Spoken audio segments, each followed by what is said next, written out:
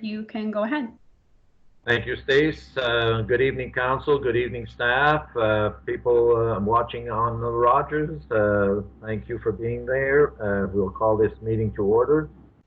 And I will start by asking Councillor Levy to lead us in a moment of silence in honor of all those whose lives were senselessly taken in Nova Scotia. So, Councillor Levy, if you would, please. Thank you very much, Mayor LaRue. On behalf of our Mayor, Deputy Mayor, Council, and residents of the town of Penetanguishene, I would like to take a moment to reflect on last week's tragedy in Nova Scotia. The senseless killing of at least 22 people has sent shockwaves around the world. Small, picturesque Colchester County was the unlikely scene of this devastation. As family and friends of the victims mourn their loved ones, they do so with the constraints of COVID-19. They cannot gather to grieve together in the traditional sense. This will make their loss so much more difficult. But the people of my home province are resilient. They have proven this time after time. There have been many tragedies in the history of Nova Scotia, including the explosion of 1917, the Depression, and of course, the 2 world wars. People from all over the country, and in fact around the world, have responded with love and prayers. We will continue to hold them in our thoughts. My thoughts are also with our many residents who have strong ties to and happy memories of Nova Scotia. Thank you very much. And now we will have a moment of silence for the victims of the Nova Scotia tragedy.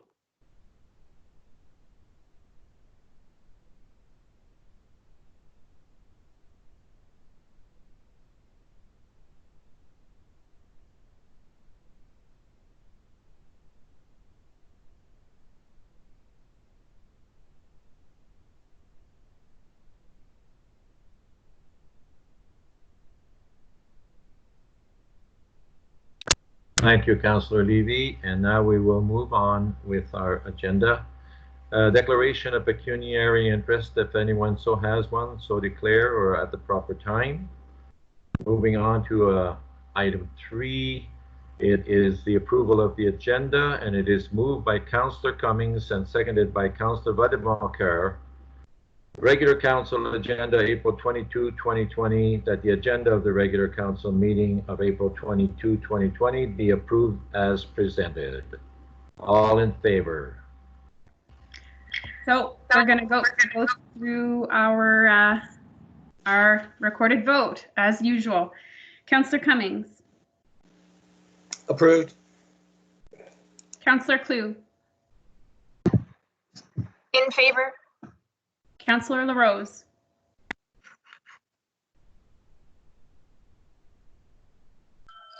In favor. Councillor Levy. In favor. Councillor Mayette. In favor. Councillor Sanama. In favor. Councillor Vadebonkar.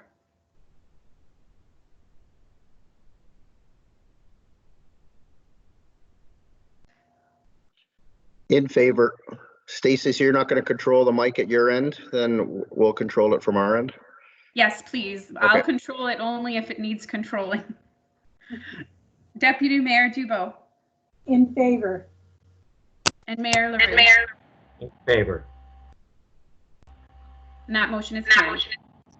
Okay, moving on to 4, adoption of minutes not already confirmed. It is moved by Councillor Vadebonkar, seconded by Councillor Cummings, that the following minutes of council meetings be confirmed and adopted as circulated. Special Council, March 31, 2020. And call the roll, please. Councillor Cummings. In favor. Councillor Clue. In favor. Councillor LaRose. In favor. Councillor Levy. In favor. Councillor Mayette. In favor. Councillor Sanama. In favor. Councillor Vadebonkar. In favor. Deputy Mayor Dubo. In favor. And Mayor LaRue.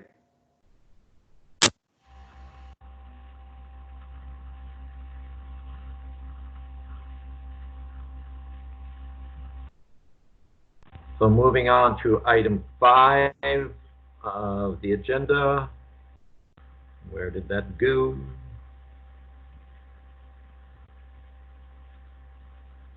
Matters for consideration, the provincial gas tax funding agreement. Moved by Councillor Cummings and seconded by Councillor Vadeboncoeur, that the letter of agreement with Her Majesty the Queen in right of Ontario, as represented by the Minister of Transportation, for the provision of gas tax funding for the town of Penetanguishene transit system be signed, and that a bylaw for the contribution agreement be brought forward by staff for council approval. And I believe we've already all received this just recently from Brian. So if there are any questions or concerns on this matter.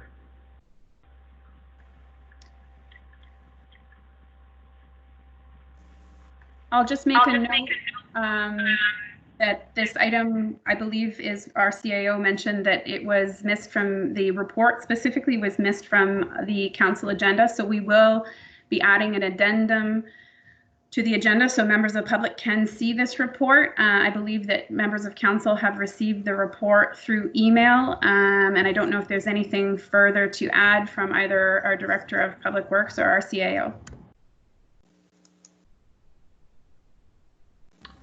Your Worship, perhaps our director can give us a highlight of what this is all about. Brian, if you would, please. Thank you, Your Worship. The agreement in front of council tonight is an annual agreement that we enter into with the MTO for our disbursement of our portion of the gas tax funds that go towards the operation of our transit system. This is an annual report that's brought forward every year by the Public Works Department, and it assists in funding our transit system. Thank you. So any other questions or concerns with this from members of council? Yes, Your Worship. Yes. It's Mike. I'm looking at the minutes on my main computer. I guess I got to sort of declare a conflict because some of that money is going to be the drainage improvement for Spawn and Kerr Drive. I live on Kerr Drive. Very good. We take that into consideration, Councillor Mayette. Thank you. Thank you. Anything further? If not, we will move on. I don't believe that we need any movement as it was only brought forward for information. I'm sorry, Your Worship. This actually is an item moved and seconded by Councillor Cummings and Councillor Vadeboncoeur, accepting the agreement and directing staff to proceed with the bylaw. So if there's no more further, I could take the vote. Okay, go ahead, please. Perfect. Thank you, Councillor Cummings. In favor. In favor. Councillor Klug. In favor. Councillor LaRose. In favor. Councillor Levy. In favor? Councillor Mayette. Declare a conflict. Okay, we will handle that separately off site. So I just will place that you didn't vote because we do have specific requirements that are needed when it comes to declaring a conflict. There is registration to fill out. There's a form, so we'll take care of that later. But I'll leave your vote blank. Madam Clerk, it's Brian speaking. I think Councillor Mayette is referring to the gas tax funds that are going towards the drainage project, which is a federal gas tax. I'm talking about the provincial gas tax, so I don't believe there is a conflict. So, Thank you, Brian. Councillor Mayette, does that change your opinion? In favor. Thank you. Councillor Santima? In favor. Councillor Vadeboncoeur? In favor. Deputy Mayor Dubois? In favor. And Mayor LaRue. In favor. Okay, now that brings us to, that is carried, so it brings us to B, the verbal report from the Chief Administrative Officer, the COVID-19 situational update. So, Mr. CAO, if you would, please. Thank you, Your Worship, and good evening, members of council as well as the public. I'm going to give an update for members of council and the public as it pertains to the COVID situation. As everyone's aware, we have been keeping council up to date via email and also the public through communication releases throughout the pandemic. I'm not going to give a lot of history here, but I am going to give the basics of where we are today and a little bit of how we've got to where we are today. I think everyone recognizes that things are changing regularly and frequently, and in some cases continuing to require our emergency management control group to make significant decisions in a very quick fashion. As I've said before, all of our decisions continue to be based on providing essential services to our residents, keeping our staff healthy and resilient, and limiting contact as much as possible so that we don't lose significant components of our teams in our various divisions, also keeping our community safe. And then lastly, following any and all federal, provincial, and local health unit directives. We are continuing to keep an eye on the recovery so that we know how and when and the particulars of coming out of this crisis on the other side. And every decision continues to come with a communication plan that is quite robust, and that will continue on an ongoing basis. Now, in week 6 of this pandemic, our control group, senior leadership team, middle management team, and our frontline staff continue to work around the clock to keep up with the ever-growing changes and continuing to revise our plans. We continue to meet twice a week and adjust that as or if needed based on information coming out. And in the meantime, our entire staff complement continued to meet with their counterparts in other municipalities, both locally in Simcoe County, but also outside of our region throughout the province, as well as with our municipal associations. So that's a piece that I'm not going to touch on when I get into the departments, but just know that all staff throughout all departments are doing that. Where we are today, so administrative and internal staff continue to work under a full remote work protocol. They have been since the week of March 23rd, when I gave my last update, or prior to when I gave my last update to council and the community. And there are some exceptions to that where staff do go into the facilities on an as-needed basis to continue maintaining our essential services on an as-needed basis. Our outside and external staff are operating under revised conditions and environments. As everyone knows, they've been split into teams. They have been assigned to a vehicle. Their physical distancing is continued. They're reporting to different work locations, etc. So a number of mechanisms that we put in place for the outside and external staff, as well as our inside staff. All staff that are either working remotely and or reporting under different environments for conditions or locations essentially are contributing their regular hours. They are assisting in ensuring our services have as minimal disruption as possible. As everyone knows, transit services have saw a little bit of a change based on staffing challenges with our provider through the town of Midland. Our municipal wharf and launch ramp did close on April 6th based on direction from the province, as well as discussions with our local health unit. We continue to stress physical distancing to the community and reiterating our closures, rec amenities, facilities, etc. And as everyone may or may not be aware, we did have some localized flooding at our waterfront town dock at the tail end of Easter weekend. And again, to a smaller degree a few days ago. Staff continue to monitor that situation. We'll continue to communicate accordingly to the public and are very cognizant of the safety risks that might pose. Needless to say, it has created some additional cleanup responsibilities of which staff have attended to in a very timely fashion. We have redeployed a member of staff from Recreation and Community Services to assist with our elevated need in communications. Through the request of the OPP, all calls for service from the public as it pertains to the Emergency Management and Civil Protection Act will be directed to the OPP non-emergency number and/or website portal, and as applicable, redirected to the various municipal law enforcement officers in North Simcoe. And lastly, changes to our building permit process, intake process, as well as inspection protocol have been implemented. So in terms of where we are today departmentally, I'm going to run through each department and kind of give a quick blurb. So starting with transportation and engineering, the roads division has began the spring cleanup operations within the road network. This will continue for the next 4 weeks, maintaining the regular operations, maintenance operations with respect to the road network, the sanitary sewer and drainage networks on a weekly basis, and responding to work orders as they arise.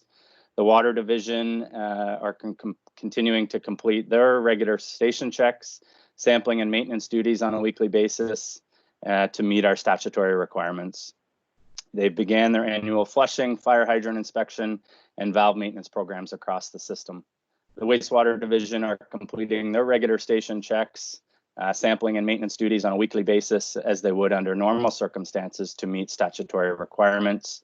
And they're also completing a preventative maintenance program, and most recently had a repair of a grip pump within the headworks at our Philip H. Jones pollution control plant. And lastly, the administration staff and public works are completing regular day-to-day operational duties, procurement documents, processing purchases of various capital plan items, and other administrative functions that they normally would under our regular conditions. And the review of development submissions continues on a remote basis. From a recreation and community services perspective, starting with facility operators and parks, they have essentially rolled out a very heightened cleaning protocol at all town facilities being used by staff, and are doing daily walkthroughs of all our facilities from an insurance perspective as we are required to do.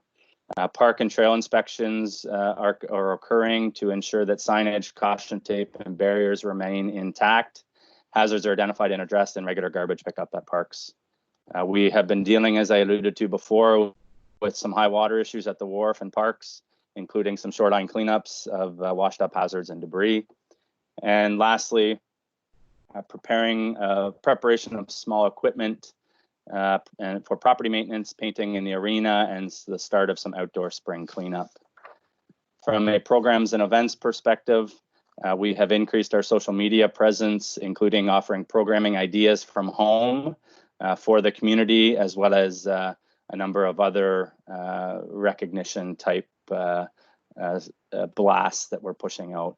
We will be launching Penetanguishene Plays at Home on our website, which essentially will be a one-stop shop for various programming ideas and links to other resources.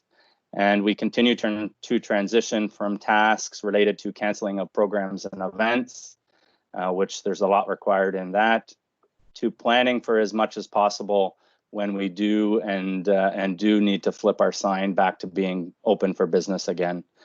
For example, as the public starts to transition back to work, folks will be looking for day camps and recreation programming through the municipality. So certainly can't just put a complete stop on that. And lastly, we, as I alluded to before, there is an employee that has been transitioned and redeployed to support communications corporately 4 days a week. Administratively in recreation and community services, management and communications related to capital and other projects have already began in motion, such as the wharf reconstruction, arena RFP, janitorial services transition, and our recreation software.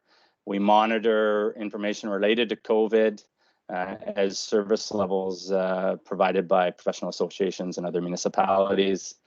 And we have ongoing communications and responding to a heightened number of public inquiries related to changes in service levels, to the wharf, lottery licensing, etc.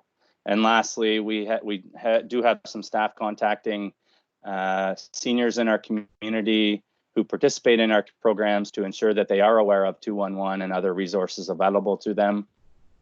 as a number of folks may not be on social media or have not seen other type communications that the county 211 as well as us at the town have pushed out. And lastly, from an RCS perspective, museum, we have a heightened social media presence offering programming and historical information from the public as well as other ad hoc type communications that we're pushing out. We're looking at reinventing programming during this time, using it as an opportunity to plan for post-pandemic transition to tourism and programming, as well as monitoring our grant and other relief opportunities.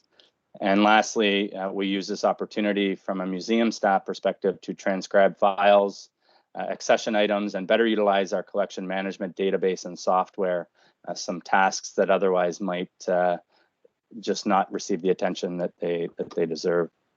Planning and development related, our building department is continuing to provide inspection services for all construction projects that have permits, with some limitations regarding occupied buildings.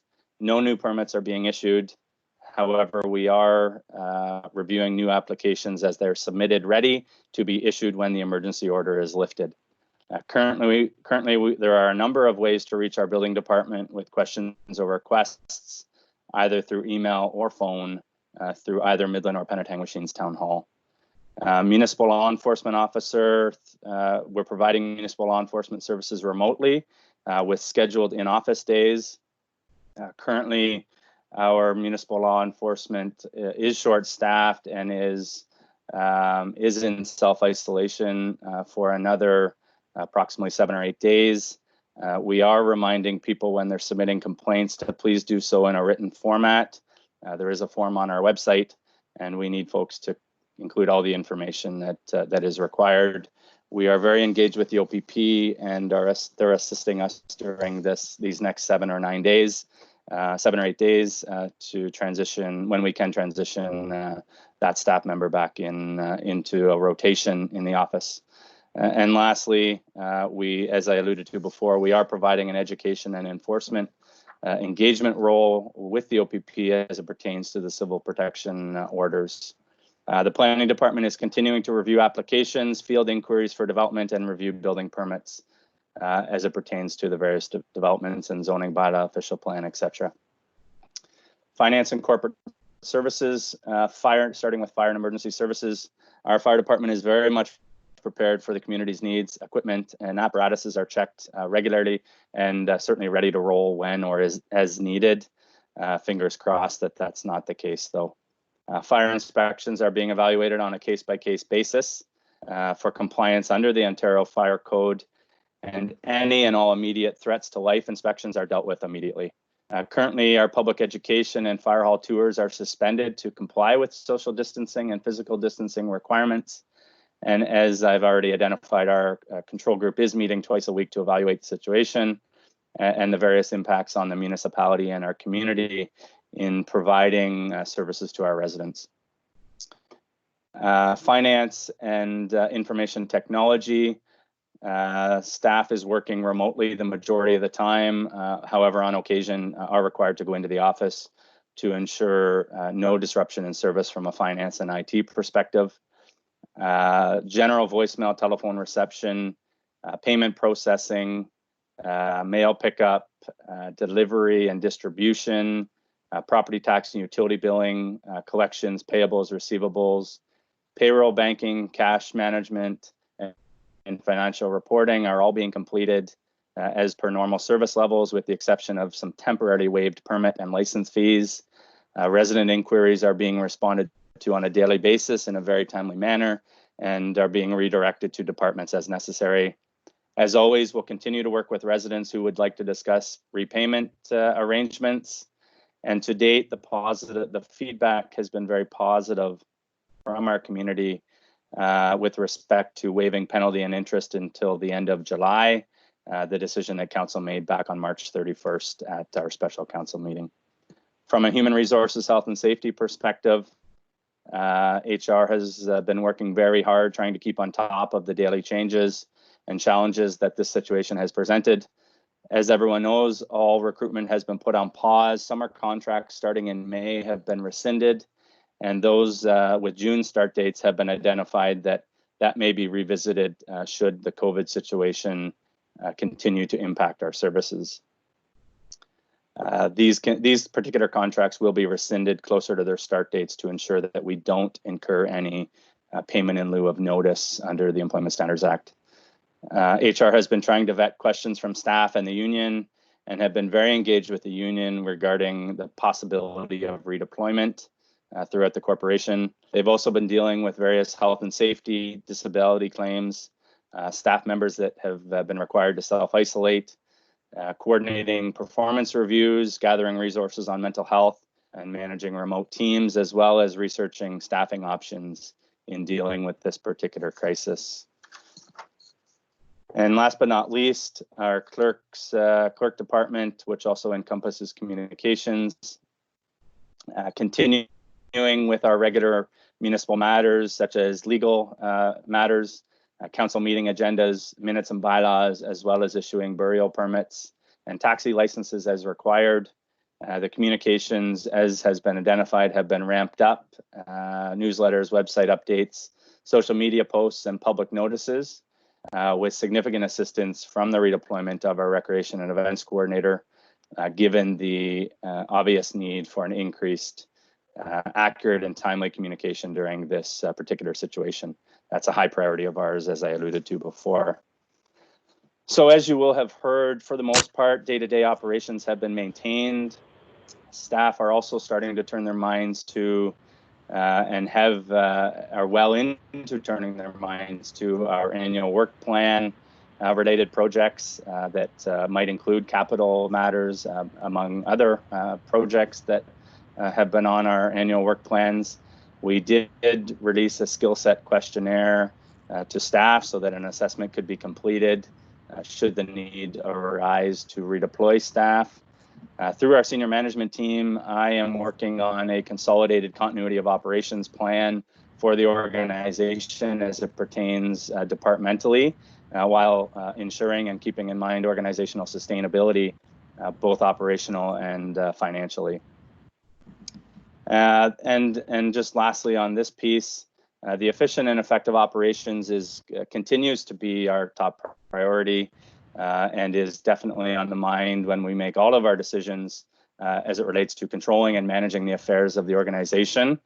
This will not stop moving forward. This will certainly continue to be top of mind as decision making continues to occur. So just in conclusion, Mr. Mayor, a couple of things. As I've said before, I believe that the council and our community as a whole should be extremely proud of the team and the staff that we have here at the town. We have seen a number of various innovative and creative and outside the box solutions to deal with this situation. And we should all be proud of our staff that do serve the community. The interests of the community have always been top of mind, will always continue to be top of mind. And from I think all accounts, we continue to deliver a very high level of service excellence.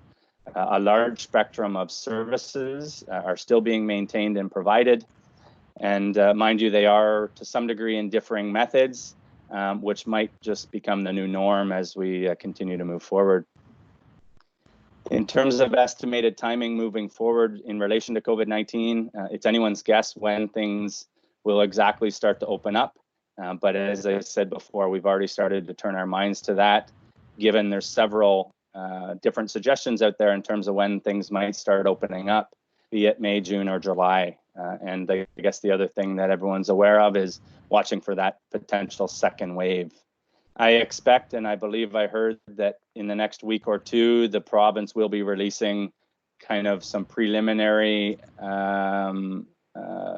reports and information as it pertains to how they're going to start to open up business in the province. So we will certainly keep our eyes and ears peeled for that. Lastly, we do appreciate the patience and generosity of members of the public, community, businesses, and organization, and certainly members of council as well through these trying times. We've received a lot of positive feedback, not only about service levels, but also how we continue to deliver the services under such extreme circumstances. And so with that, Mr. Mayor, that's my verbal update. I'd be happy to take any questions or comments. Members of council, or is there anyone who would have questions or concerns?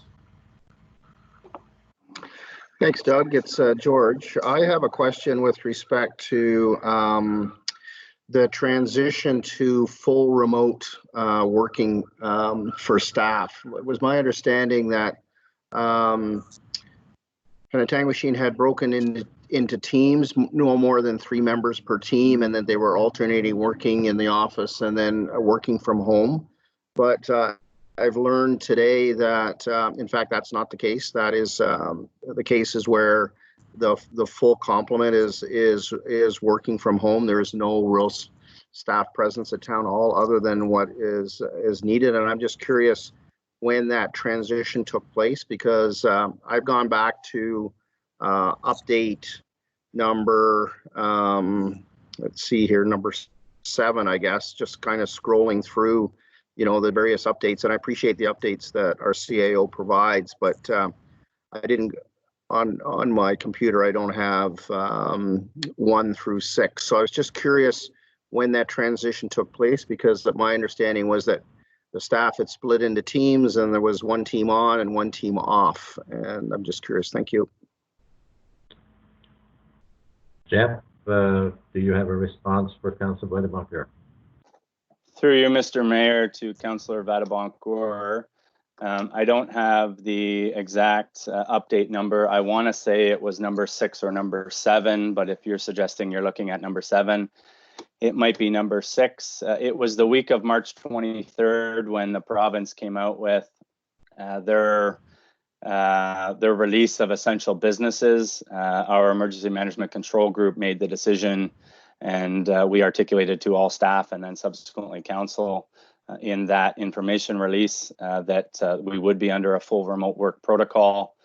This essentially has been based on guidance from our local health unit that has said wherever possible, and in all cases possible, that you should have your staff working remotely. We didn't feel that we could easily implement some of the measures that would be required, and certainly following the lead of most municipalities in the county, and I think probably throughout the province as well. So we didn't believe there was going to be an effect from a service level perspective. Just Councillor Vadebonkor's your comment about being split into teams. So you are correct. We did split our staff into teams as kind of an initial wave, kind of early on in advance of March 23rd. You know, so those teams still do exist in our outside staff.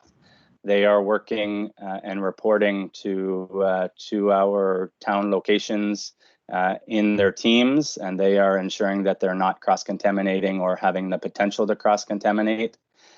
Our inside staff are still in teams, so if our inside staff are required to go into the office for whatever reason from time to time, which does happen infrequently, they are only going in on the days that would fall on their team on one of the alternating days. And again, just to ensure that we're not cross-contaminating or potentially cross-contaminating one another. And so hopefully that addresses Councillor Vadebonkor's question. I can get the exact update number and follow up with council subsequent to this report, Mr. Mayor. Thank you. Any other questions or concerns? Okay, there being none, then we will move on to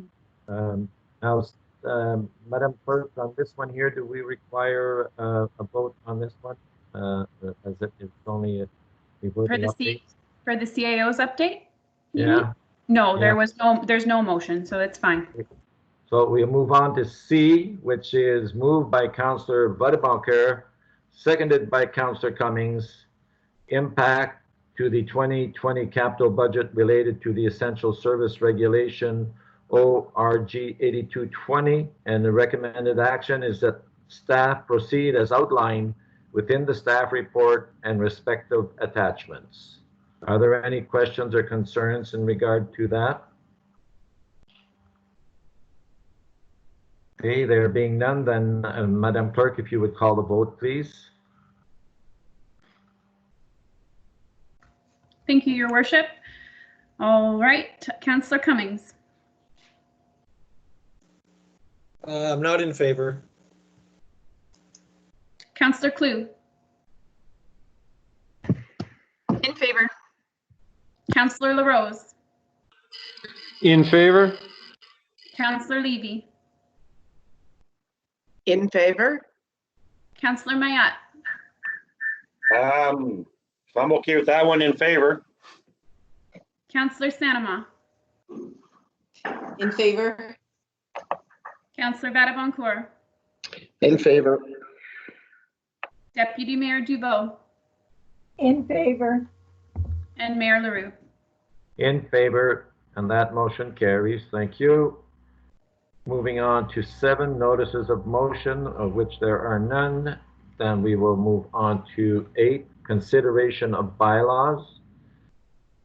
And we have 2 bylaws moved by Councillor Cummings and seconded by Councillor Vadaboncourt. And bylaw 1 is 2020-18, being a bylaw to authorize the execution of a janitorial services agreement between the Corporation of the Town of Penetanguishene and CA Sellers Cleaning Services Limited for various municipal facilities for May 1st, 2020, up to and including the 30th day of April 2023, and to repeal bylaw 2015-03, and the second bylaw 2020-19, being a bylaw to authorize the execution of the dedicated gas tax funds by municipalities for public transportation program between the Town of Penetanguishene and Her Majesty the Queen in right of the Province of Ontario, hereby represented by the Minister of Transportation, that the Council of the Town of Penetanguishene introduce the following bylaws.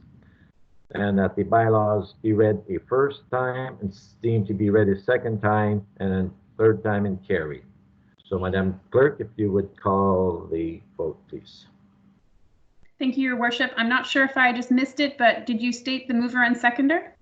Yes, it was moved by Councillor Cummings and seconded by Councillor Vadaboncourt. Wonderful, thank you. Councillor Cummings. In favor. Councillor Klug. In favor. Councillor LaRose. In favor? Councillor Levy. In favor? Councillor Mayat. In favor. Councillor Sanama. In favor. Councillor Vadaboncourt. In favor. Deputy Mayor Dubo. In favor. And Mayor LaRue. In favor. So that carries, and we move on to number 9, which is a question period from media and the public. I don't know that we would have too many questions there, and as indicated before, that if there were any questions or inquiries, that they could be sent in via email to the attention of our clerk. Any announcement? Yes, Sorry, Madam. Mayor. Sorry, Mayor. I was just wanting to confirm that I have not received any questions from anyone regarding this agenda. Thank you. Any announcements and inquiries? Yes, Your Worship, if I may. Yes. I just wanted to certainly a couple of announcements to give a shout out to all our frontline workers, and also to give a shout out to all the volunteers in our community, of which we rely so heavily on. Really appreciate all the work that they do to help us keep all our programming and extra things going full tilt. So thank you to all our volunteers. And a third one, it's Earth Day today. So perhaps this week sometime we can all take that on and do something in our powers to help this wonderful world. Well, not so wonderful these days, but that is a good place. Anyway, thank you, Your Worship. Further inquiries or announcements? There being none, then we'll move on to our confirmation bylaw, and it is moved by Councillor Vadaboncourt, seconded by Councillor Cummings, that confirmation bylaw 2020 be signed, sealed by the Mayor and Clerk. So roll call, Madam Clerk. Thank you. Councillor Cummings. In favor. Councillor Klug, In favor. Councillor LaRose, In favor? Councillor Levy, In favor? Councillor Mayat, In favor? Councillor Sanama, In favor. Councillor Vadaboncourt, In favor. Deputy Mayor Dubo, In favor. and Mayor LaRue. In favor? And that, with that is adjournment of our council meeting. With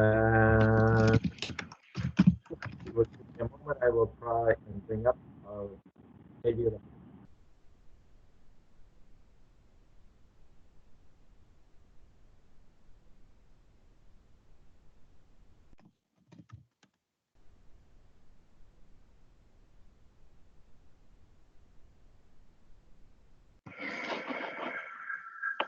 Lost Doug. Yeah, I'm still here. I'm just trying to find my committee of the whole meeting.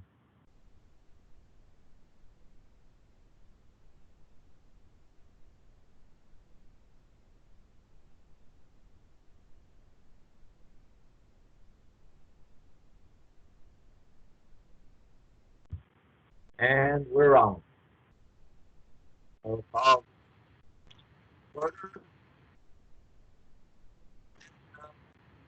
Doug, sorry, Your Yes. Worship. Your volume has. I'm assuming everyone else is in the same boat as me. You can't hear him. That's Am I- better. That's correct. I couldn't hear him either, Stacy. I think maybe you're getting a little too close, so try to sit back a little bit. Okay, how is that? You're good now. I'm good now. So we will move with the approval of the agenda, call to order, and the approval of the agenda. And it is moved by Councillor Cummings, seconded by Councillor Vadaboncourt, that Committee of the Whole, April 22, 2020, that the Committee of the Whole agenda for April 22, 2020 be approved as presented. If you would call the vote, please. Thank you, Councillor Cummings.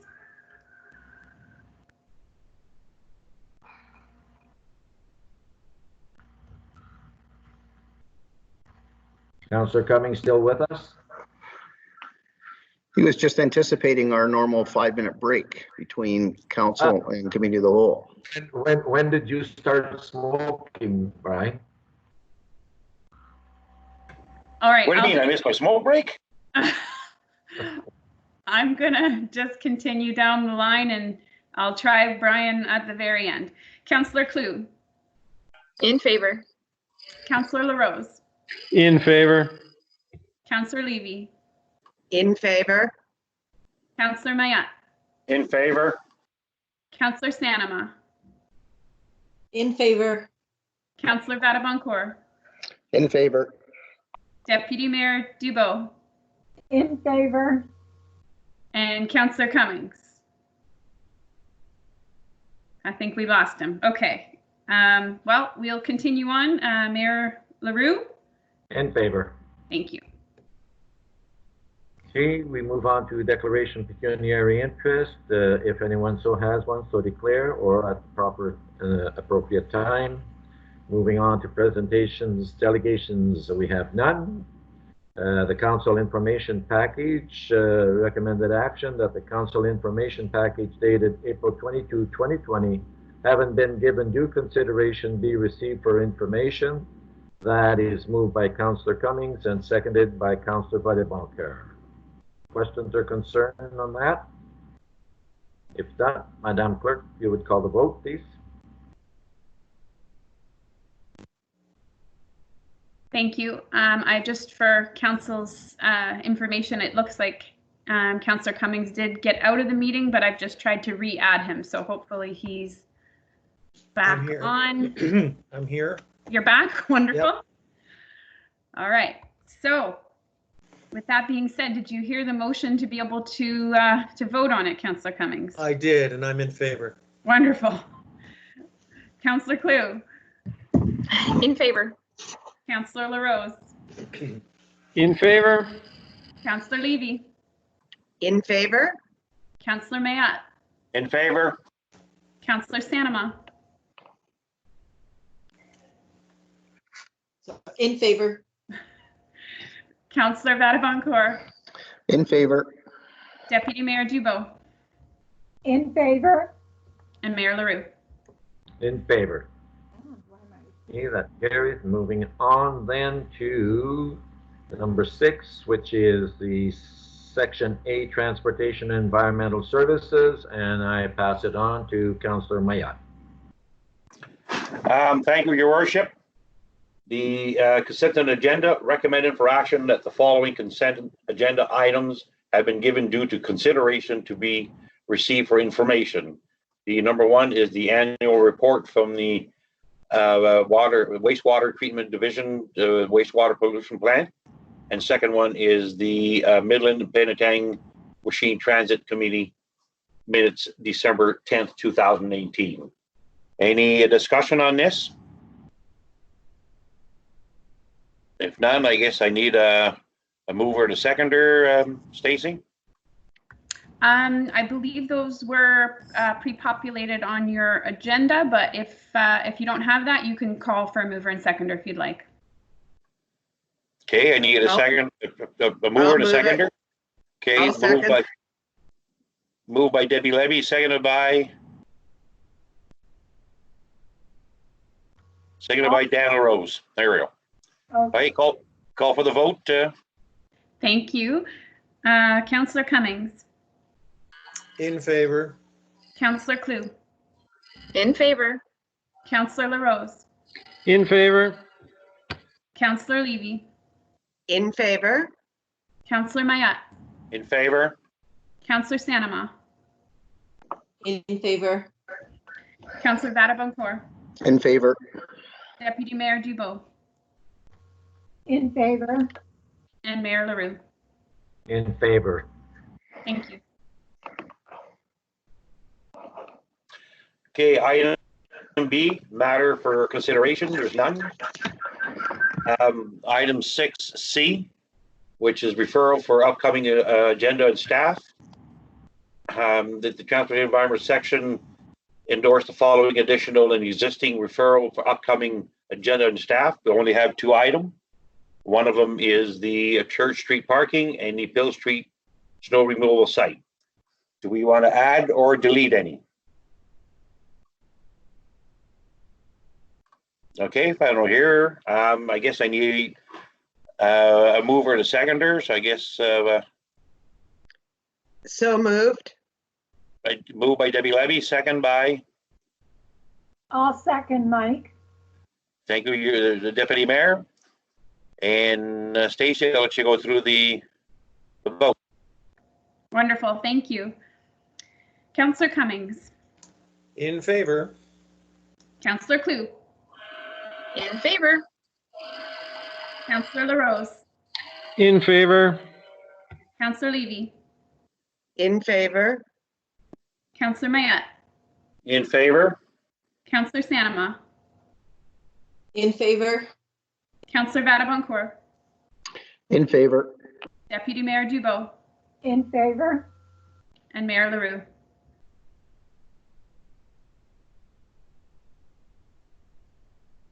Did we lose Mayor LaRue? Well, that's not good. Because I was unmuted. Oh, okay. Sorry. In favor. Okay, so that's passed. So I guess we don't have any question from either in the public, so I'll turn it over to you, Your Worship. Thank you, Councillor Mayat. And we'll move on to 7, which section of Recreation Community Services, and we'll pass it to Councillor LaRose. I might point out, I don't know, Councillor LaRose, if you show it on your agenda, but you're already moved by Councillor Sanama and Councillor Mayat, pre-approved. Yep, we have it here, Your Worship. Okay, carry on, Councillor LaRose. With that, we will go to 7A, which is our consent agenda, and the recommended action that the following consent agenda items have been given due consideration and be received for information. That is moved by Councillor Sanama and seconded by Councillor Mayat.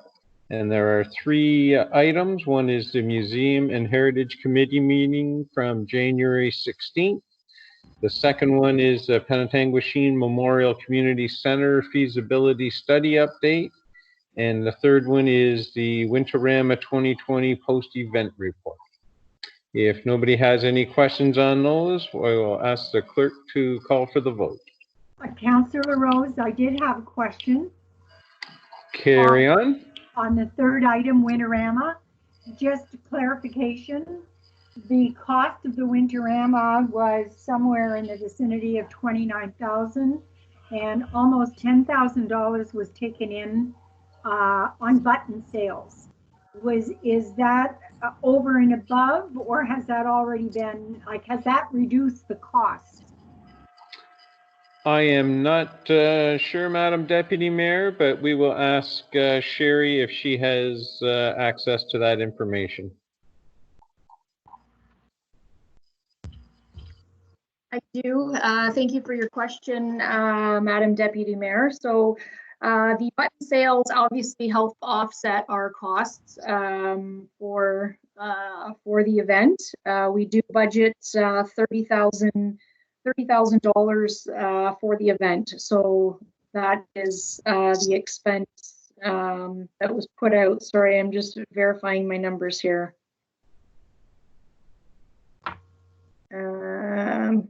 29,000 is the end cost for the municipality. Okay, thank you. Is there any other questions from anybody? Hearing none, Stace, could you call for the vote? I certainly can. So that's receiving these items for information under the consent, moved by Councillor Sanama, seconded by Councillor Mayat. Councillor Cummings. In favor. Councillor Klug. In favor. Councillor LaRose. In favor. Councillor Levy. In favor? Councillor Mayat.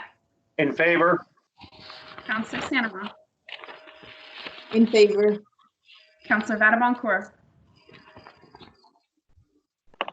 In favor. Deputy Mayor Dubo. In favor. And Mayor LaRue. In favor. Thank you, Stace. We will move on to matters for consideration, and we have one. It is the Arena Concession Stand Agreement and the recommended action that staff be directed to proceed to securing an agreement for the concession stand operations at the Penetang Memorial Community Center without releasing requests for proposals. And that an agreement be secured with the current concession stand provider, it's called the Snack Shack, and further that staff be directed to bring forth the necessary bylaw and agreement for approval. And finally, that the CAO and Director of Recreation and Community Services are hereby authorized to make minor alterations to the said agreement that do not substantially change the content. That is moved by Councillor Klug and seconded by Councillor Vadaboncourt. So if we have any questions, now is the time. I do have a question. Go ahead. Now that we have eliminated or canceled some of the snack bar upgrades, does this particular agreement have anything or have any difficulty with our new concession owner? Did we need some particular upgrades to that snack bar for this owner to take over? I don't believe that we do, but if Sherry is still there, we can ask her to just to see how it's going to be affected by this situation. Thank you for the question. So through to Councillor Cummings. The canceling that capital project will not impact the awarding of this contract. So it's not a new concession stand operator that would be taking over. It would be the same operator.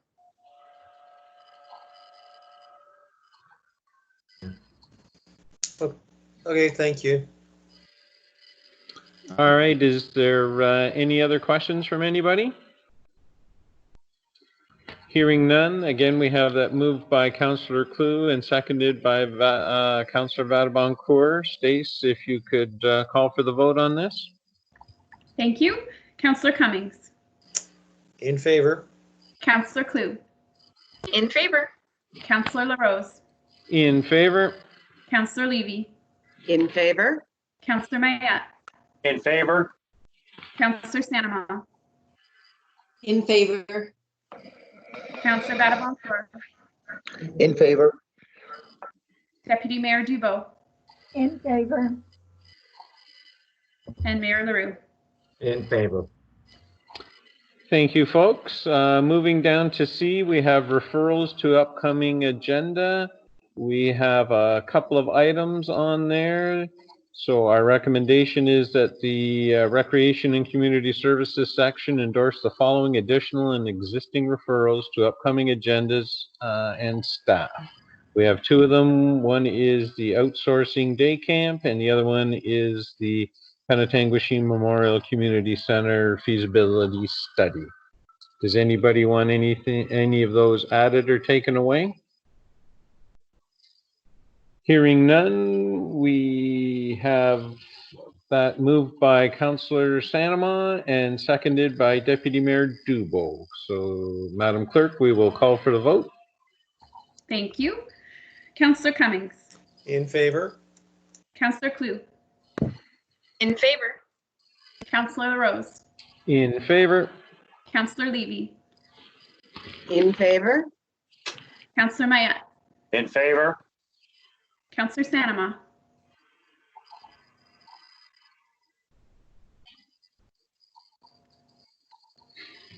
Did we lose Councillor Sanama?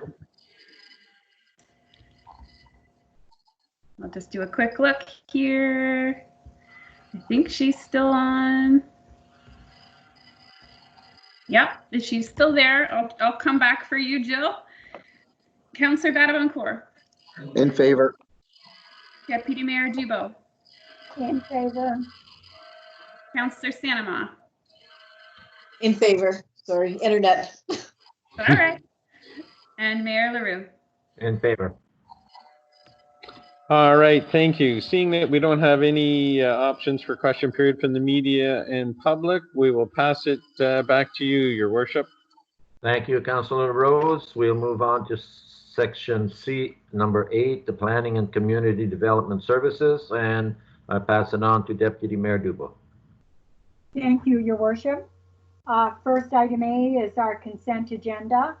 We have two items on our consent agenda. Proposed changes to the development charges and community benefits charges. Second item is quarterly planning and community development department upgrade. Are there any questions on these two items? Seeing none, moved by Councillor Klug and seconded by Councillor LaRose. I'll send it back to you, Madam Clerk, to call for the vote. Thank you, Deputy Mayor. Just to clarify, just because it specifically wasn't read, it again is just moving, the mover and seconder is to accept these items, consent items for information. And I will call for the vote. Councillor Cummings. In favor? Councillor Klug. In favor. Councillor LaRose. In favor? Councillor Levy. In favor? Councillor Mayette. In favor? Councillor Sanama. In favor. Councillor Vadaboncourt. In favor? Deputy Mayor Dubo. In favor? And Mayor LaRue. In favor. Thank you, Madam Clerk. Move on to matters for consideration. And our first item is the graffiti policy referral report that has been part of our ongoing referral items. So the recommended action that staff be directed to bring forward a report with recommendations on amendments to the property standards bylaw that includes regulations for graffiti. This has been moved by Councillor Cummings and seconded by Councillor Levy, but certainly open up for any questions. I do believe our planner is with us, and certainly she's in a position to clarify if there are questions. Seeing no questions, then I will ask Madam Clerk to take the vote. Thank you. Councillor Cummings. In favor. Councillor Klug. In favor? Councillor LaRose. In favor? Councillor Levy. In favor? Councillor Mayette. In favor? Councillor Sanama. In favor? Councillor Vadaboncourt. In favor. Deputy Mayor Dubo. In favor? Mayor LaRue. In favor. Thank you, Council. I'll move on to our second item, land sale. Our recommended action that Council of the Town of Penetanguishene pass a bylaw to stop up and close part of original road allowance between lots 40 and 53 on registered plan 1521, and more particularly described as part 2 on reference plan 51R-34344 in the town of Penetanguishene, and that Council of the Town of Penetanguishene pass a bylaw to deem lots 51, 52, 59, and 60 registered plan 1521 as not being in a plan of subdivision. This has been moved by Councillor Klug and seconded by Councillor Mayette. And certainly, again, if there are any questions on this item, we'll certainly try to answer your question. Seeing none, Madam Clerk, if you would call for the vote. Certainly. Councillor Cummings. In favor. Councillor Klug. In favor? Councillor LaRose. In favor? Councillor Levy. In favor? Councillor Mayette. In favor? Councillor Sanama. In favor? Councillor Vadaboncourt. In favor. Deputy Mayor Dubo. In favor? And Mayor LaRue. In favor.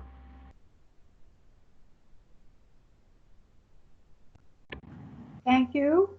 Move on to C, referrals to upcoming agendas. That the Planning and Community Development Services section endorse the following additional and existing referrals to upcoming agendas. And this has been moved by Councillor Sanama and seconded by Councillor Klug. Are there any items that need to be added to this? Just one question, Madam Deputy Mayor.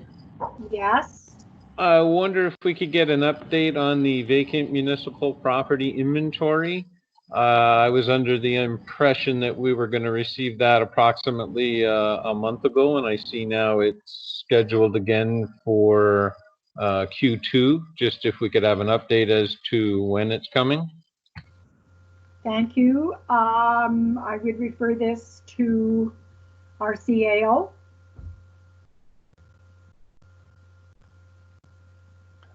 Thank you, Madam Deputy Mayor. I apologize. I was having some technical difficulties there, so hopefully my sound is back and you can hear me okay.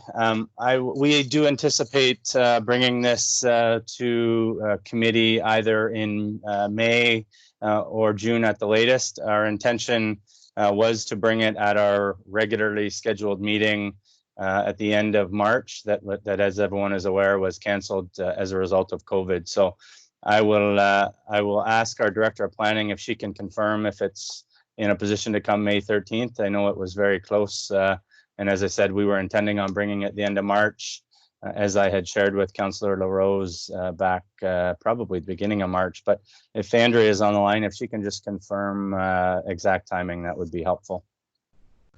Thank you, Mr. CAO. Andrea? Thanks very much. Through you, Deputy Mayor, to Councillor LaRose.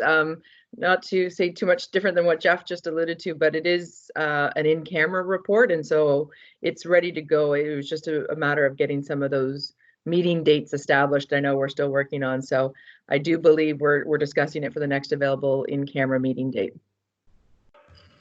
Thank you. Thank you, Andrea. I have also noticed that the graffiti policy is still on our referrals, so I wonder if that could come off, or it should come off, since we now have a policy in place.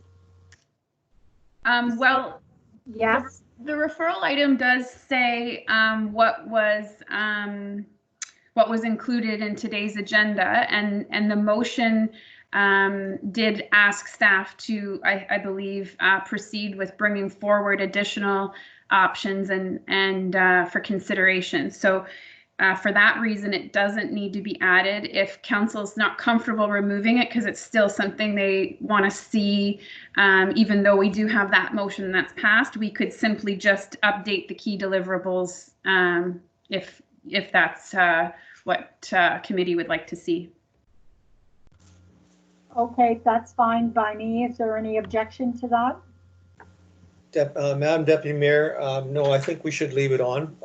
I'd like to get to the root of this and get it done. So as long as it's in our minds, it's going to be done. Thank you. Okay. Thank you, Councilor Cummings. So it's okay. So if you could take the vote, please. I certainly can. Councillor Cummings. In favor. Councillor Klug. In favor. Councillor LaRose. In favor. Councillor Levy. In favor? Councillor Mayat. In favor? Councillor Sanama.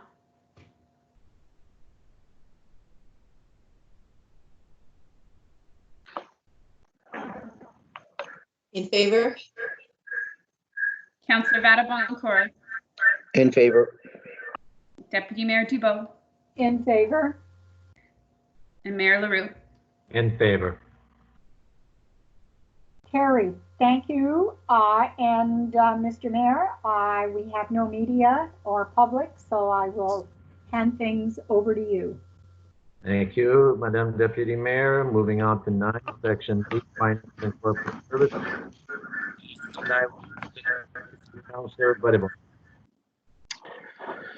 Thank you, Mayor LaRue. So I'm just going to go to the consent agenda off the bat, and we have 3 reports on the consent agenda. We have the 2019 property tax receivable report. We have the utility billings reduction report, and we have the COVID-19 preliminary overview of potential financial impacts report, and a series of scenarios attached to that report. Are there any questions on any of those 3 reports? Would anybody like them pulled? Any one of those pulled? Madam Clerk, I'm going to ask that the COVID-19 preliminary overview be pulled so that we can have a separate discussion on that one. The other 2 are more or less information reports. So if that's okay, can you read out the mover and seconder for the 2 consent agenda items that are being proposed? I actually don't have that information in front of me. That I don't have an agenda that includes that information, but I'm sure one of our other council members do, and they could provide that for us. Yes, George, it's moved by Councillor Cummings and seconded by Councillor LaRose. Very good, thank you. So any further questions or comments on those 2 information reports that are form part of the consent agenda? Seeing none, Madam Clerk, I'll turn it over to you.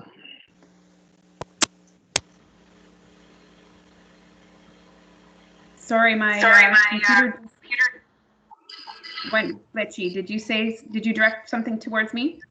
Yes, there were no further questions on the 2 consent agenda, so I was turning it over to you for the vote.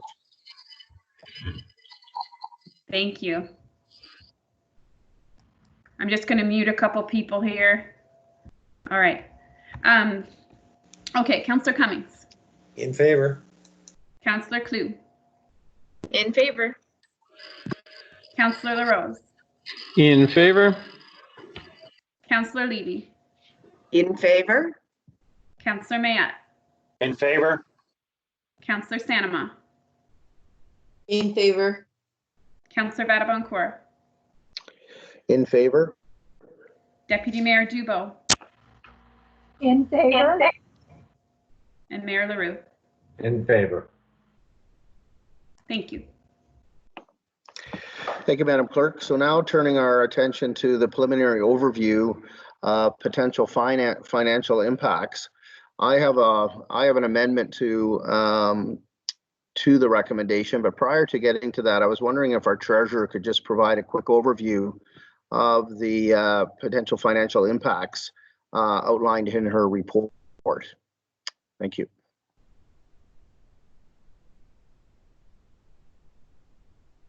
Certainly, Mr. Chair, and good evening. I'll just do a summary of my COVID-19 preliminary overview of potential financial impacts report.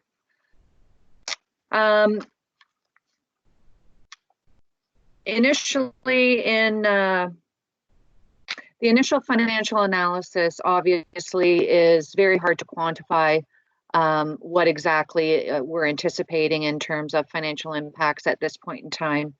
But certainly, talking with other treasurers, other municipalities, the scenarios I think everybody is looking at is to look on how severe this impact may be or how long the impact may be. So until those factors are known or we know more, it really is just a preliminary overview of the potential financial impacts. And it certainly does not all encompass all of our revenue or expense lines. It was really just an initial overview of what the immediate short-term impact was on some of our, a lot of our revenues related to some of the temporary financial relief measures that we've already implemented.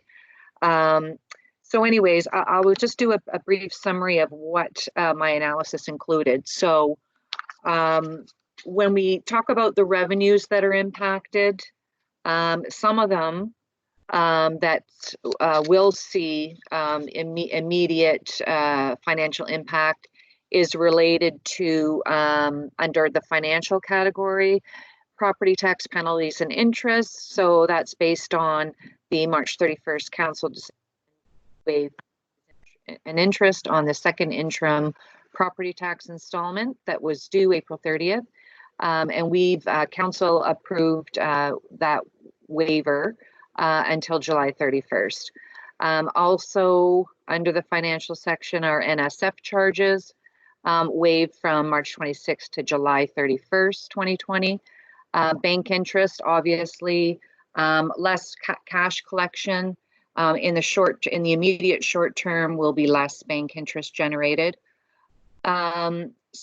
Also under grants, there could be potential financial impacts related to provincial gas tax funding based on the formula that they use, which includes the ridership numbers, licenses, permits, and fees. So we are looking at some immediate reductions in revenue related to numerous licenses, permits, and fees. Some where we are processing they might be on a lower, they might be lower requests coming in for them, but we still are processing tax certificates, municipal searches, and at this time, we're not issuing marriage licenses, fire permits, lottery licenses, planning fees, and committee adjustment fees. We would still be collecting, probably just at a lower level of requests being issued at this time, and dog tags we're not issuing at this time. In terms of property tax levies, we are going to be looking at, as a result of the pandemic, probably looking at lower supplemental property tax levy revenues in 2020. and that would be based on lower building activity, and in this case, the short-term interim with no new building permits being issued. In terms of rental income, we've got provincial offenses, court rental, which has been canceled until further notice. Park, arena, and museum rentals we're not collecting at this time.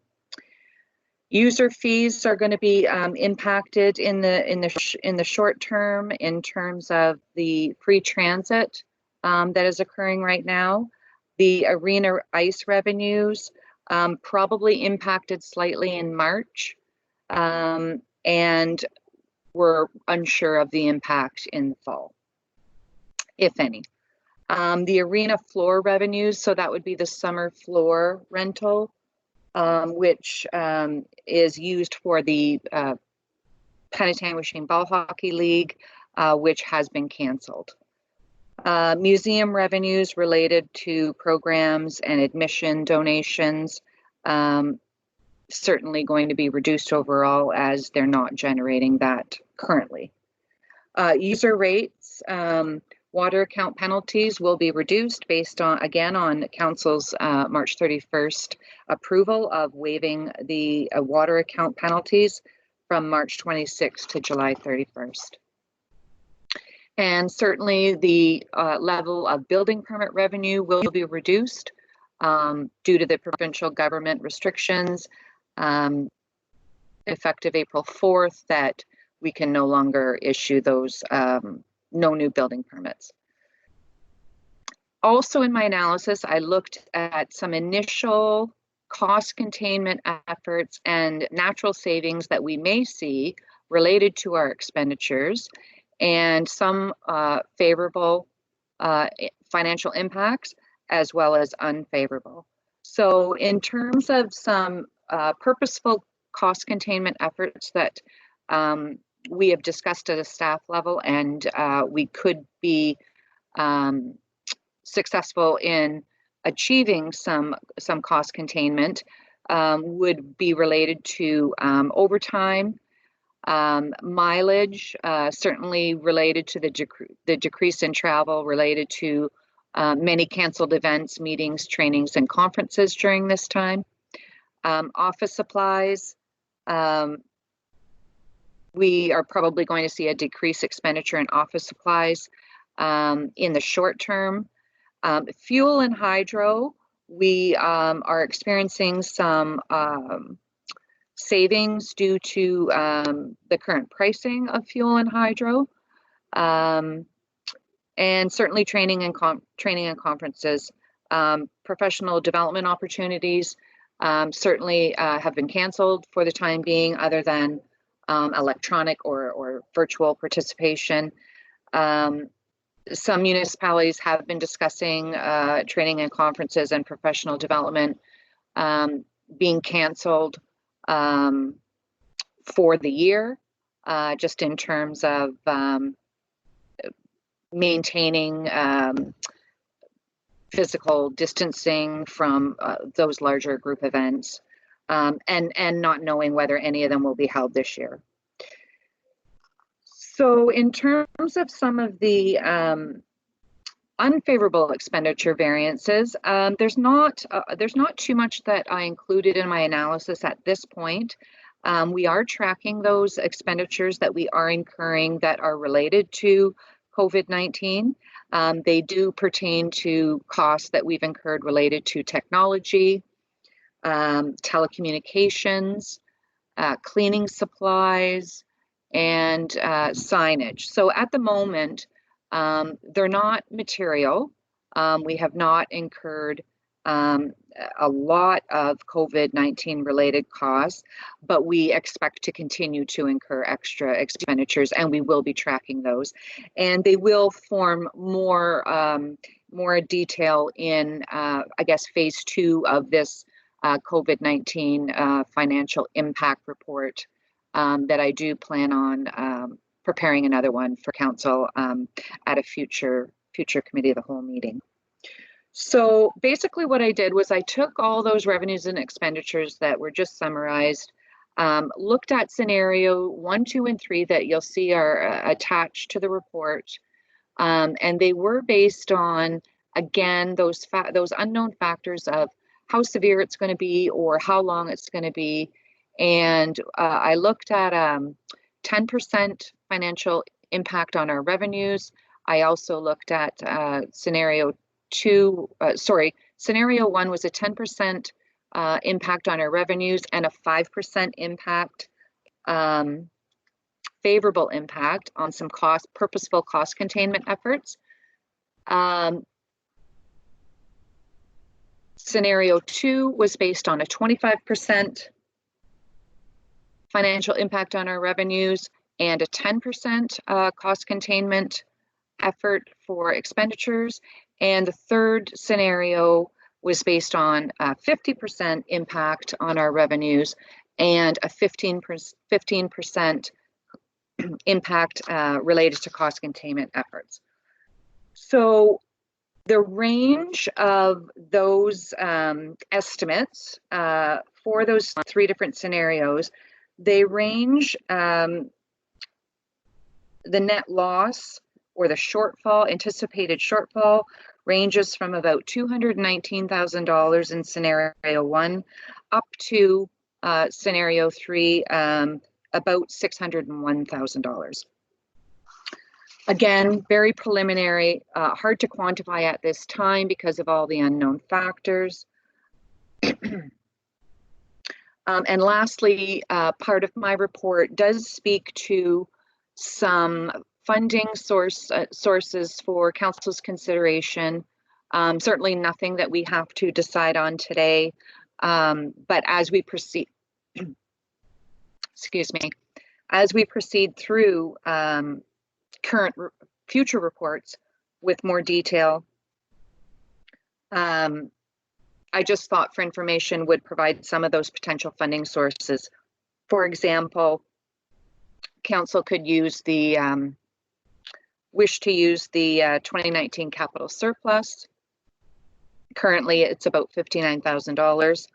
The 2020 contingency budget that we currently have is $60,000. And we do have a contingency reserve that contains $162,000. And some municipalities, excuse me, are deferring some capital projects in an effort to improve cash flow management. So that's a possibility that council may wish to proceed with as well. I think that's about it. If anybody has any questions, I'd be glad to take them. Thank you, Madam Treasurer. Any questions from members of council?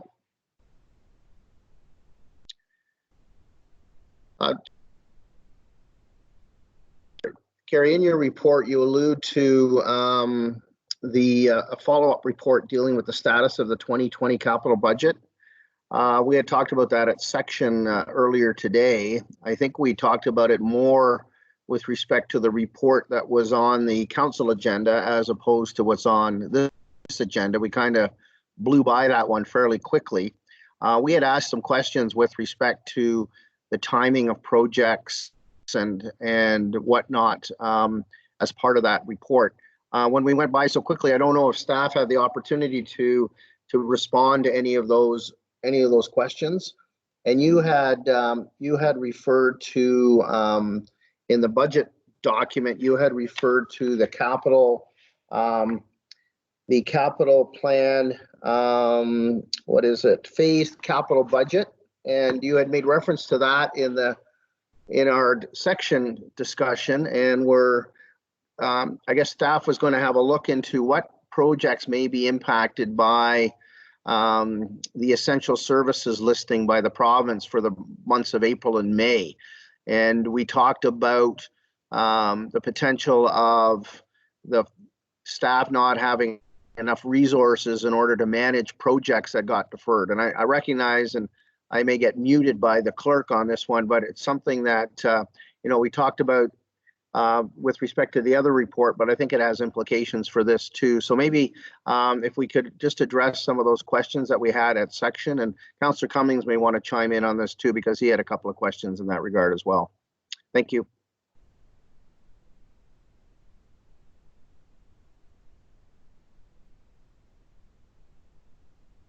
Thank you, Mr. Chair. Yes, I do recall our conversation, and certainly the capital phased budget and council's decision to defer the projects in Brian's council report related to the 2020 capital budget. Certainly the funds that are budgeted for capital projects, whether they're going to proceed, whether they're currently on hold or being deferred because of the pandemic and the government restrictions at this time, certainly those funds are still available. So they will be put into the appropriate reserves if they aren't used. And council may, again, when it comes to the financial impacts of this pandemic, more over the long term rather than the immediate short term, which I think this report basically is a preliminary overview of that. But once we know more, and once we can anticipate better what kind of anticipated shortfall we may be looking at, the funding available from any of those projects could be reallocated by council as they wish. It is a source of funding that you could keep in mind could be used for any potential operating shortfall that we may be looking at in the future. Excuse me. In terms of the timing of the capital projects, the phasing of those projects is in everyone's 2020 budget binder. If you have specific questions on the timing of the projects on Brian's list, I don't have that in front of me, but I'm sure any one of the senior managers could respond to that. Thank you. And the point that we were talking about at section was that we recognize we're in this emergency state and that a lot of projects aren't allowed to continue because they're not deemed to be essential projects. That emergency state I think it goes till May 12th. It could be extended to the end of May, and then it could be released on a gradual basis. And some of these projects were fairly important in terms of, I think members of council wanted to have done. And now they're being deferred. And we're wondering whether there would be the opportunity to revisit these projects once the emergency declaration is lifted. And it was mentioned to section that there were a couple of factors at play.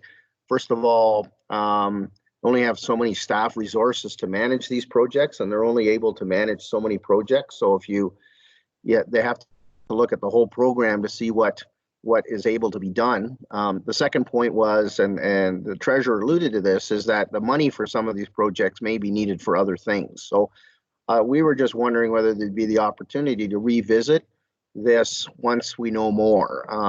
And I think Councillor Cummings was interested in a very specific project.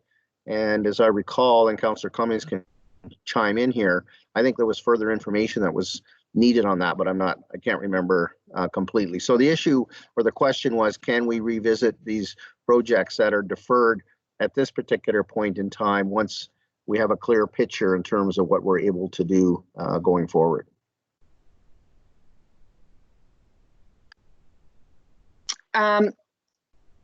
I think, Mr. Chair, I'll defer that question to the CAO or the Director of Public Works related to that particular report. Thanks, Gary. Through to Councillor Vadaboncourt. Certainly, if the COVID-19 restrictions that are currently in place until mid-May, as you indicated, if at that time the restrictions are lifted, certainly the projects that are recommended to be deferred could be reevaluated and reinstated based on the lifting of those restrictions. So certainly those reevaluations of those projects could certainly take place. Through you, Mr. Chair, if I might just add a couple things to our Director of Public Works comments. And that's just kind of echoing what he had to say. You know, depending on when things start to open up, be it mid-May or be it June or July, there will be different implications to the various projects, given that we have already lost a little bit of time on the other projects. So we will, should council have a desire to kind of unpause, I'm going to call it, the projects that are highlighted in red in the report from the council meeting earlier this evening, and the decision that was made there, then certainly, you know, that can flow through council, and we'd be happy to kind of reevaluate those based on council's direction. I think my question, and that this would be to Brian, there is some carryover from last year. We talked about the stormwater management delay or canceling, and I was asking, that's a very important project, and it should be going, still be underway in some form or another. And we can't do it because of the regs right now because of essential services. However, we shouldn't be dropping it. So, and it was alluded that it may be just, there is some work been done already, and it's just the additional work or whatever has to be completed cannot be completed. Is that true, Brian? Thank you. Through to Councillor Cummings, that's correct. It is a carry forward project, so it would be the wrapping up of the remainder of that project. In addition to that would be the drainage improvements project on Spawn and Kerr as well, which would be coupled with that. Thank you. Any other questions? So that was specific to the capital. In conversation at section again this afternoon, we talked about what the CAO alluded to a little bit earlier in his opening remarks at the council meeting about undertaking a staff work plan review. And I have a motion here to recommend to amend the recommendation, and I provided it to the clerk. And I know the CAO is working on this, but I think it's something that certainly members of council have communicated to me that this is something they'd be interested in just putting on the record. So I'll read the motion and I'll move it, and I'll see if I can get a seconder. And actually, Councillor LaRose has said he'd second it. Stacy has the wording, or our clerk has the wording for this already, but I'll read it out loud. That the CAO be requested to undertake a staff work plan review of town operations in light of the impacts of COVID-19 and report back to council on April 29th, 2020. So as I said, that was something that the CAO has alluded to, that work is already underway by staff, and I believe he is preparing a report along those timelines. So I think it's just a matter of having it formalized as part of this, and then it's showing that that certainly council is interested in seeing this coming forward. So, Madam Clerk. Thank you, Mr. Chair. So this is a motion being moved for item 9A3, being COVID-19 preliminary overview of potential financial impacts. And I have mover as Councillor Badamancourt, seconder as Councillor LaRose, which I hope he'll speak up if he didn't intend on seconding that motion. Otherwise, I will call for the vote. Just a second, Madam Clerk. I forgot to ask if there were any questions or comments on that amendment. I'll just pause for a second to see if there's any comments. Hearing none, or hearing Mr. none. Chair, Mr. Chair, I just wonder if I could just make a comment, just given that you know, this motion's kind of been introduced. I don't know if that's me cutting out or if your silence is indicating for me to proceed. Go ahead. Just want to just kind of touch on what you had identified. So as has been alluded, there is an informational report that I'm working on rolling up kind of from an administrative level what our senior team is working on pertaining to a work plan and essential services. So certainly I can roll that up, and that's my intention to provide to council next week in camera. And these conversations have kind of been ongoing, so it's kind of been an evolution. And as was identified previously, that is in motion, and happy to present that to council on the 29th. Thank you, Mr. CAO. Any other questions or comments on this? Seeing none, Madam Clerk, I'll throw it back to you. Thank you, Mr. Chair. Councillor Cummings. In favor. Councillor Klug. In favor. Councillor LaRose. In favor. Councillor Levy. In favor? Councillor Mayat. In favor? Councillor Sanama. In favor. Councillor Vatabancourt. In favor. Deputy Mayor Dubo. In favor. And Mayor LaRue.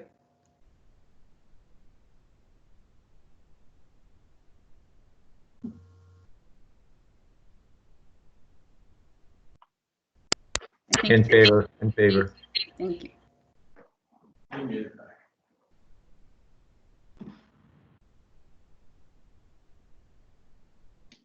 Thank you. Did you hear that, Madam Clerk? Yes, the motion carried. So that was the motion to amend. So now we have the main motion as amended. So are there any questions or comments on the main motion as amended? Seeing none, I'll pass it back to you, Madam Clerk.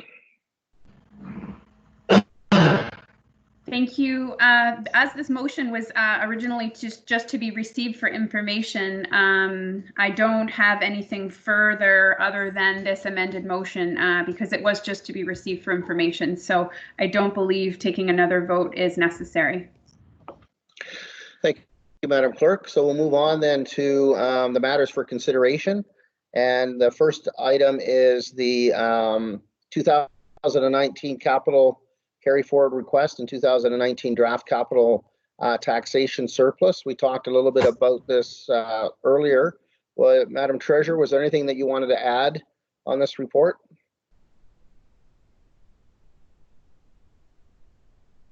Nothing to add, Mr. Chair, but I'd be happy to answer any questions if there are any.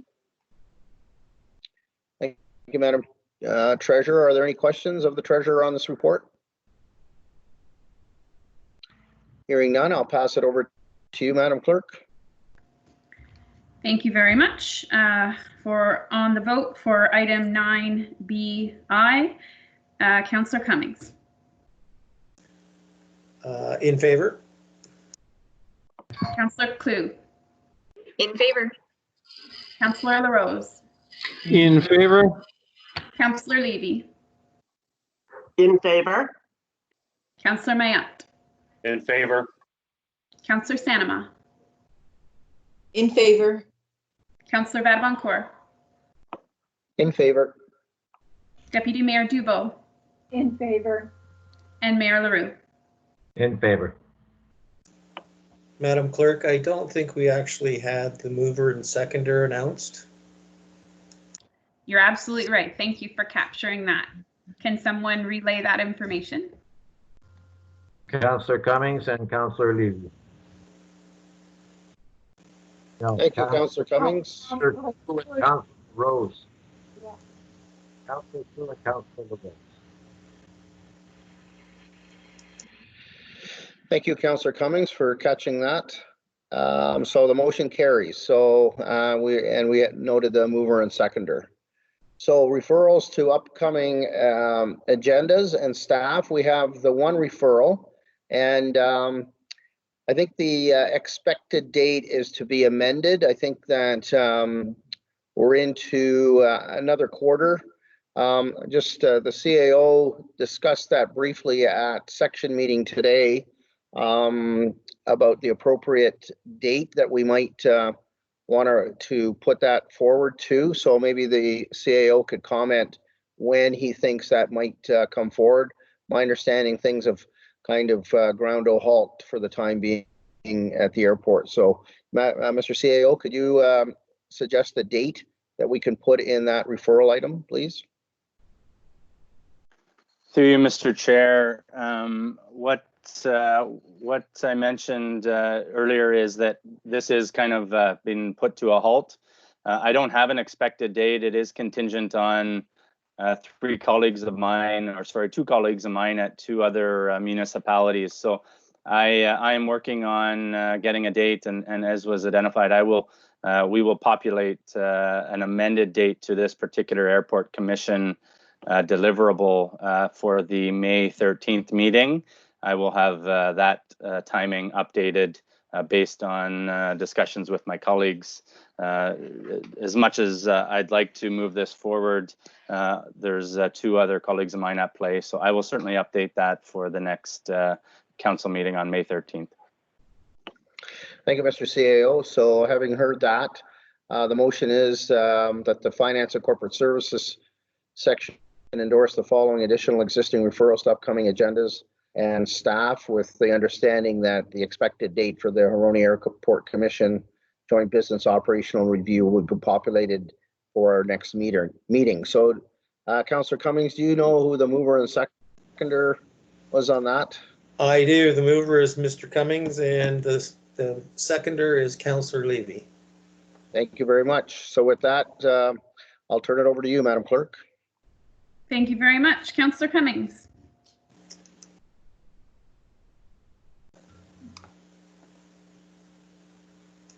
Your lips moved, but we didn't hear anything. In favor. I didn't mute you, I promise. Yeah. Councillor Klug. In favor. Councillor LaRose. In favor. Councillor Levy. In favor? Councillor Mayat. In favor? Councillor Sanema. In favor. Councillor Badaboncourt. In favor. Deputy Mayor Dubo. In favor. And Mayor LaRue. In favor.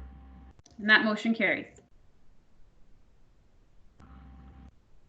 Thank you. So that concludes the Finance and Corporate Services section. We don't have any questions from the media and the public, I believe. So, Your Worship, I'll turn the meeting back over to you.